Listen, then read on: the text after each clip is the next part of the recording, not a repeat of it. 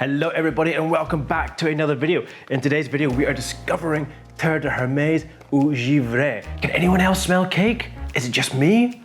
Am I going mad? How exciting. I've been going into the perfume stores around Prague daily, wondering when it is going to arrive. And here it is. It is a nice frosted bottle. It's got a cap. How novel.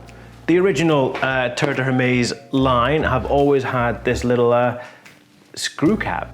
This has got a nice beautiful metallic color which reflects the surroundings, makes it look in place everywhere it is. You can see it's just got a little bit of height on it. I think it's a little bit thinner as well. I don't know which one I prefer. Which one do you prefer? In that backlight, the Terre D'Hermes Eau Givree looks gorgeous. Anywho, enough with the bottle. Let's get spraying.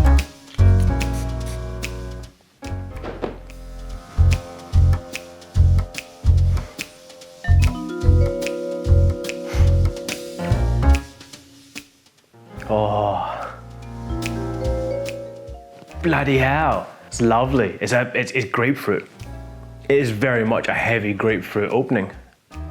Very citrusy, very rindy. Waxy almost. It feels like the outside of a grapefruit, not the inside, not a ripe grapefruit. Yeah, it feels very waxy grapefruit. I did a review of Light Blue Forever, and that is a very much hyper-realistic grapefruit. I love it. And in that video, I did a little piece saying where I thought the future of fragrances were going in terms of their scent profile. And I'm convinced they're going into hyper-realistic representations of fragrances and smells that we know. I think post-COVID, we want comforting fragrances when we get into somebody's proximity. Mint, tea, grapefruit, lime, things that we can just lock onto and we know, that's the smell of coffee, of sunscreen, things that are really commonplace. The more complex a fragrance gets, the more intimidating it is once you're in the proximity of it, if that makes sense. That's how I feel anyway. And here we are, last year, Light Blue Forever, hyper-realistic grapefruit, and now we have Eau Givree, again, hyper-realistic grapefruit. But it's changing a little bit. There's something else in there. It sounds strange. Is it cake? Do you get, if I made a grapefruit cake, I think this is what it would smell like. I can smell a little bit of flour, a little bit of raw cake. Very kitcheny, very homely, very mother's cooking, Sunday desserts. Very, not safe, but very encompassing, very warm. God, that's good. I've got to go. So this is the Light Blue Forever I was talking about. Let me get these on some scent strips so I can actually have a comparison. Eau Givree, Light Blue Forever. It's amazing. So, the only way I can describe the two of these fragrances next to each other is this is a grapefruit on a beach that you're eating, and you've got the sunshine on you, a nice breeze coming through, and you've just got that grapefruit and you're really digging into it and it's just, the juices are going. That's what that grapefruit is. This grapefruit is you're cooking with this grapefruit in the kitchen.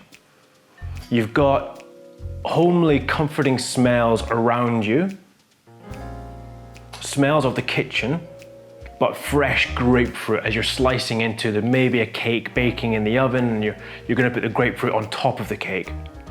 Can anyone else smell cake? Is it just me? Am I going mad? It's lovely. I cannot wait to see how this dries down.